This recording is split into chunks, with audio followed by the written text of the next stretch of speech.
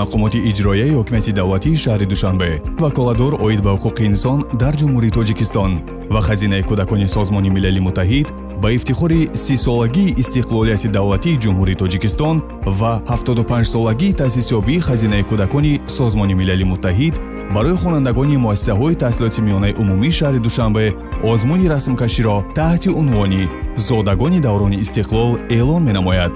озмун барои 3 гурӯҳи синусолӣ: хонандагони синфҳои 1-4, хонандагони синфҳои 5-8 ва хонандагони синфҳои 9-11 гузаронида мешавад. озмун аз 3 давра иборат буда, давраи якум аз 15 то 30 сентябр дар сатҳи ноҳияҳо, давраи дуюм то 14 октябр дар сатҳи шаҳри Душанбе ва даври финалии он рӯзи 15 октябр дар қароргоҳи ваколадор оид ба ҳуқуқи инсон дар ҷумҳурии Тоҷикистон ҷамъбаст карда мешавад. ғолибони озмун бо ифтихорномаҳо ва мукофотҳои пулӣ ва муаллимони онҳо бо мукофотҳои пулӣ сарфароз карда мешаванд.